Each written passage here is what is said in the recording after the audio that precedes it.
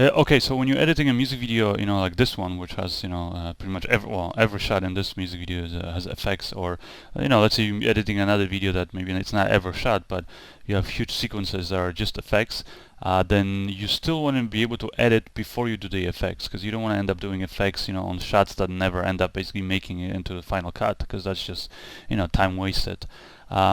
So the way that I do it is, for example, when I'm editing a video like this one, I'll kind of follow the same process that I just described before, but I'll also I'll try to get the right timing for the music, and cutting to the right shots and all that stuff. But obviously, since all I have shot is, for example, actors like in this shot, which are just on a blue screen, and there's nothing behind them, I'll still just put it in there, and I'll try to imagine, when I'm watching this, that that the effect is finished, and in this case we're gonna see a street behind the girl, we're gonna see some people passing in front of her, some little bit of rain falling down, that kind of stuff. So I'm gonna basically just try to imagine all this stuff as I'm watching the video, which it can be hard, but that's kind of what you got to do. And then sometimes there might even be shots, like this one, for example, this opening shot here, where there is, for example, no, like just for the beginning, all we have, we didn't shoot anything, we didn't shoot the sun or the drop, falling down. So I'll just use the storyboards. I'll scan in my storyboards that I drew, and I'll just sort of follow them and sort of edit them into the final video. And then, for the elements that I already did shoot, like here, just a part of the girl, I'll sort of just put her in there into that shot. And sometimes I'll do, I wouldn't call these effects, but I'll do simple things. Like, for example, I'll cut it out simply. I'll put a garbage mat over it, things like that. And I'll just sort of think. And garbage mats are basically here in video effects in Premiere, and you can do that in almost pretty much any editing software. So you go to your keying, and you have a 4-point or 8-point garbage mat. Just simply means that you have either 4 or 8 points to work with. So let's say in this case I'll have a 8 point, and then when I select it, you can see these points here. This is how they look. So now I can just sort of take them and use it to pretty much do like a quick cut. I can cut out, like, for example, the rest of the blue screen and the treadmill there that the girl was walking on, and just sort of very quickly do that. And you can even animate these. You can click the stopwatch here, and you can animate each one of these points over time. But again, this is just so that I can see whether the edit works. I don't really care that it's it's not the final obviously shot. So this is good enough, and I'll just sort of crop it like that. And then, for example, here I'll cut to the full blue screen shot. In shots, for example, like here, where I have the band playing, and I know I'm going to combine these shots together, I'll basically take this is the shot on the top, and this is another one behind there of the singer. So what I'll do is I'll just sort of put those two shots together, one on top of another here in my edit, and then the one on top I'll apply the 4-point garbage mat to kind of cut out that the light there that was in the shot. And then I'll also apply this very quick, key, or it's called ultra key, or color key, or chroma key, it doesn't matter. So for example, in Premiere, like if I use the ultra key, I'll just drag and drop it here, and just click, here, select the blue, and bam, that's it. It's just, very quickly, I already cut him out, you could say. Here's the guy just playing on his own. And then now behind there, I know that the singer, this is kind of more or less where I want the singer to be. And that's kind of what I'll do. I'll just sort of go through it, and if you look at it, some shots I'll just leave it like this. Some shots I'll, for example, like here, just so it's easier to watch, I'll cut out very quickly the blue screen using like I said, those keying tools here in the editing software are never going to be as good as, for example, in your compositing software like in After Effects, but they're good enough just to get the rough version. And then for shots, for example, like here, where I don't have anything, I just have let's say it's supposed to be a shot of the sky and the raindrops falling. I'll just put in my storyboard. So I have a few moments like this here. I have another moment here where it cuts from this shot here of the girl walking, and to this shot here of the street. So it's just a storyboard, and this is just so I can get the placement. And sometimes if I don't have storyboards, I mean, I'll try to draw them usually, but if I don't, then I'll even just leave a blank space, and sometimes maybe I'll just put some text here, just very quick text, using the here new title, and I'll, for example, describe what the shot is going to be there. Like, here's another shot of the street. The girl looks to her right. There's some more buildings she sees, and this will kind of just give you an idea of, as you're watching the video, of the pace of it. Whether you're getting the right speed that you're editing it at, that kind of thing. And like you can see here, here's the two separate shots of the girls.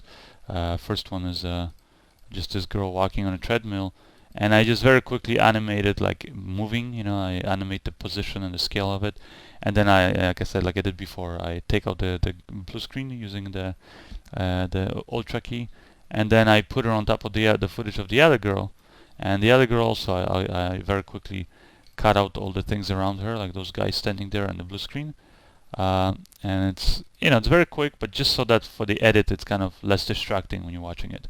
But you got to keep in mind that these videos with a lot of effects, they're gonna be weird to watch, basically, because until all the work is done, you have to sort of really just imagine how it's gonna look when it's all finished, all those effects are put in there. And what's really difficult about that too is when you're showing this kind of the music video at this stage to your client, because I mean, I've had cases where clients who've never done a music video, maybe it was the first music video they've been working on, and I would show them footage like this, or the final video, or I mean the edited video to them like this, and they would just watch it with horror in their eyes, and then at the end they would just go, what the, like, what are you showing me? Like, this is not what we paid you for. And then I have to sort of explain to them and, and calm them down and tell them that don't worry, this is how the video looks now, and you have to approve it, whether you like the shots that I picked, the performances, all that stuff. Because, until we lock the edit, I'm not going to basically waste my time doing effects on all these other shots. Especially if I don't know which moments or which performances are going to make it into the final video. So that's kind of what you got to do. So you got to explain. But you'd be surprised though. There's a lot of people out there that I've worked with who, a lot of artists or labels that they've already worked on a bunch of videos, and they watch this kind of stuff and they totally get it. They know that they're not, this isn't the final video. It's not the final colors or the effect or things like that. So, they'll understand it. But and if they don't, then like I say, you just have to explain to them. And also for yourself though, you have to get used to watching these music videos, or if you're doing a film with a lot of effects, you have to learn to watch it with with a lot of imagination, basically. So as you're watching it, you gotta try to really imagine how this final shot's gonna look. That's pretty much it. And then here, I'm gonna let you watch a little bit of the music video just at this stage, so you can see sort of how it looks.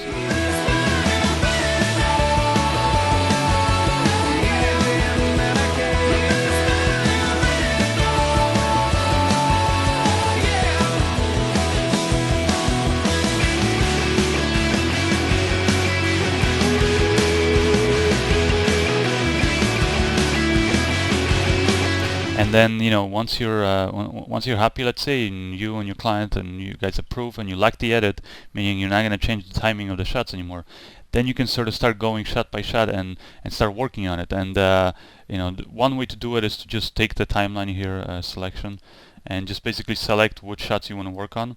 So you would just, for example, select let's say we're going to work let's say on the shot of this girl. Then you would select it here, and then you would basically go to File, Export, and you want to turn off all your little temporary effects that you did on it, and you just go File, Export, and export that shot into a file format that then you can later on bring it into After Effects. But if you have like shots like here where you have multiple layers of we have footage of the guy playing guitar, and then the drums in the back, it's going to be very slow for you to export all these shots separately. So what I would recommend actually is that you select, for example, let's say you sort of do it shot by shot. So let's say we'll select this shot, and if you have the whole Adobe Creative Suite, which would also include After Effects, which is what we're going to use to do all the effects, then you can basically just select your shots here, right click and go replace with After Effects. And what that's going to do is going to basically create an After Effects composition for you. So it's going to load up After Effects. Once After Effects starts up, it's going to ask you here to save your composition or your project.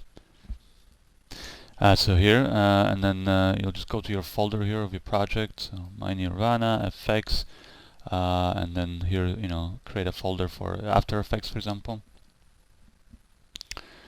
Called After Effects. And then you can save it, and I'll just usually save it sequentially, so I'll just go 1, and then later on as I progress with my effect, I'll save it as number 2, 3, 4, so on and so forth. And what's cool now is you can see it imported first of all those 2 clips for us. It created already a sequence for us, or a composition that has the exact same settings as our edit, and with the right time, resolution and the frame rate and all that stuff.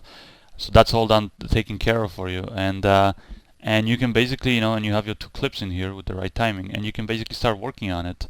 And even while you're, in the middle of working on your shot, you can already sort of see all your effects that you've done reflect in the shot, below. So let's say we'll very quickly just, take out the green screen here. So go keying, key light, and do a very dirty sort of key. The same thing for this shot here below. Keying, luma key, oh no, not luma key.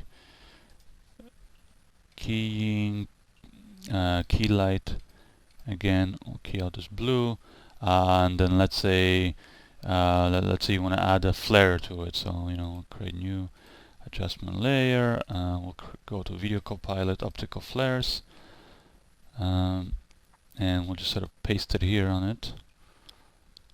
And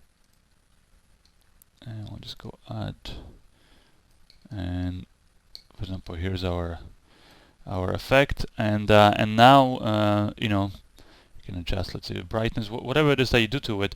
When you go to your Premiere now, you're going to see that it reflects basically.